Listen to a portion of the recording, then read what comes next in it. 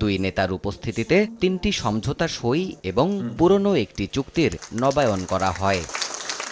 এর মধ্যে রয়েছে ভুটানের রাজধানী থিম্পুতে একটি burn and plastic surgery unit প্রতিষ্ঠা, যেখানে সহায়তা দেবে বাংলাদেশ। अस्सलाम वालेकुम व्यूअर्स, मैं हूं एहसान खान और आप देख रहे हैं यूट्यूब चैनल एहसान रिएक्शन विद एहसान। मैं उम्मीद करता हूं आप जहां भी होंगे एंजॉय करते होंगे, मज़े में होंगे और फिटफाट होंगे। एक वक्त था जब बांग्लादेश दुनिया से एड लेता था और अब वो बांग्लादेश जो 1971 से पाकिस्तान से अलग होता है, उसके बैंक में सिर्फ $18 थे और बहुत गरीब मुल्क था, लेकिन वो बांग्लादेश अब दुनिया को एड दे रहा है। लेकिन जिस मुल्क से वो अलग होता था, यानी हुआ था बांग्लादेश पाकिस्तान से, वो अभी भी IMF से लोन ले रहा है।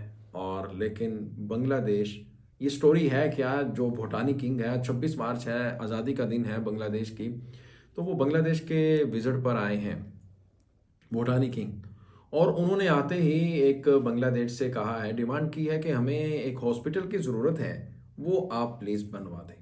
तो बांग्लादेश की हुकूमत ने, शेख हसीना ने ये कहा है कि ठीक है, हम एड की शक्ल में, उसकी रूप में आपको वो हॉस्पिटल हम वहाँ पर बनवा देंगे।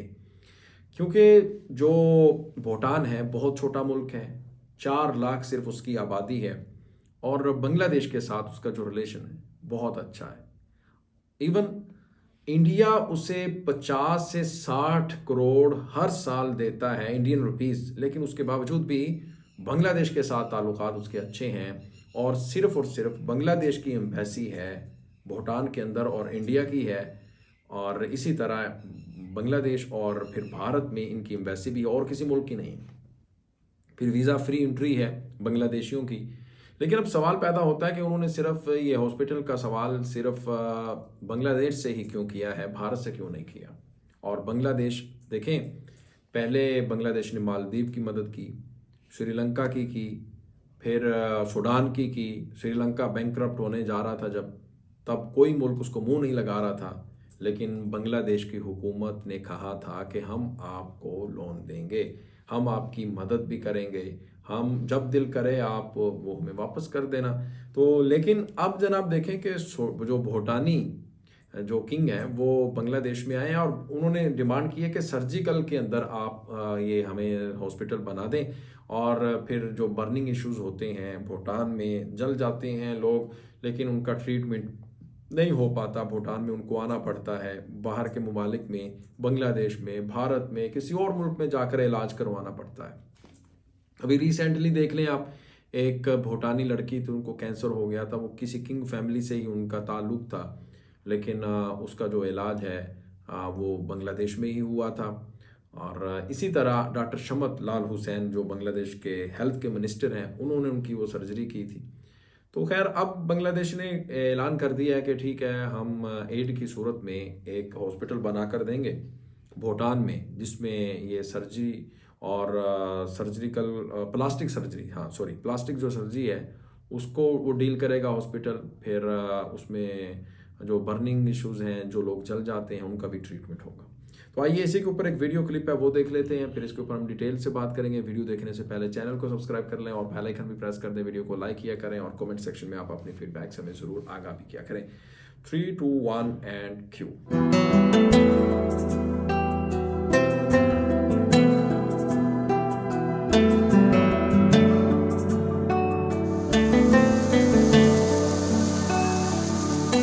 11 বছর পর বন্ধুপ্রতিম প্রতিবেশী রাষ্ট্র ভুটানের রাজা জিগমে খেসার নামগেল ওয়াংচুক এসেছেন বাংলাদেশ সফরে। তাকে বরণে এভাবেই সেজেছিল প্রধানমন্ত্রীর কার্যালয়ে। সোমবার সকালে ঢাকায় পৌঁছে দুপুর 1টার পরে প্রধানমন্ত্রীর কার্যালয়ে যান রাজা। টাইগার গেটে রাজা রানীকে একসঙ্গে অভ্যর্থনা জানান প্রধানমন্ত্রী শেখ হাসিনা।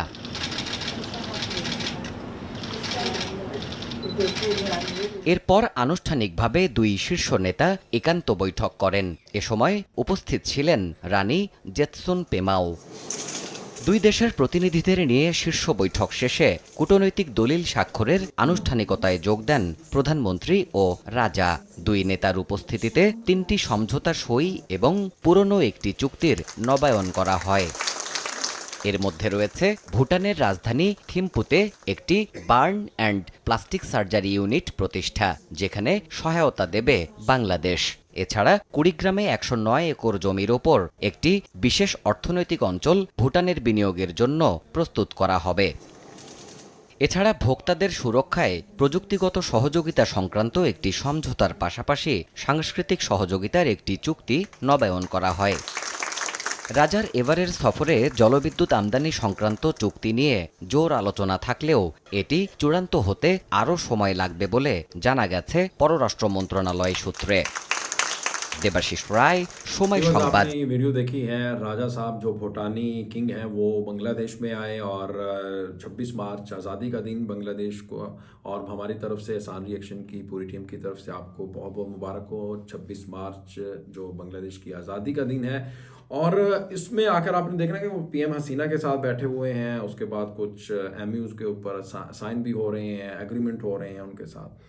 लेकिन बांग्लादेश ने उनको जो गिफ्ट दिया है वो ये है कि अब उन्होंने कहा है कि ठीक है भाई, हम आपको एक हॉस्पिटल बनाकर देंगे जिसमें फ्री इलाज होगा भूटानी शहरियों का। 4 लाख भूटानी जो शहरी हैं वो उसमें अपना इलाज करवा सकते हैं। कैसे बांग्लादेश बढ़ चढ़कर दुनिया की मदद करता हुआ, इंसानियत की मदद करता हुआ सामने आ रहा है, और एक तरफ जो भारत है वो लोगों को, बेगुनाह लोगों को, निहत्थे लोगों को, जिनके हाथ में कोई असलहा नहीं है, कोई वो स्मगलर नहीं है, कोई वो दहशतगर्द नहीं है, उनको मार रहा है। और दूसरी तरफ बांग्लादेश है जो लोगों के लिए हॉस्पिटल बनाकर दे रहा है फ्री में, यानी भूटान के लोगों के लिए, अपने मुल्क के लिए नहीं, दूसरे मुल्क के लोगों के लिए। ये देखें कितनी बड़ी इंसानियत की हमदर्दी है बांग्लादेशियों के अंदर। ये इस बात से आप वाज़े हो सकता है, देख सकते हैं आप। तो व्यूअर्स, आपका इस वीडियो के बारे में क्या कहना बताइएगा। मिलेंगे इंशाल्लाह नेक्स्ट वीडियो में, तब तक के लिए अल्लाह हाफिज़।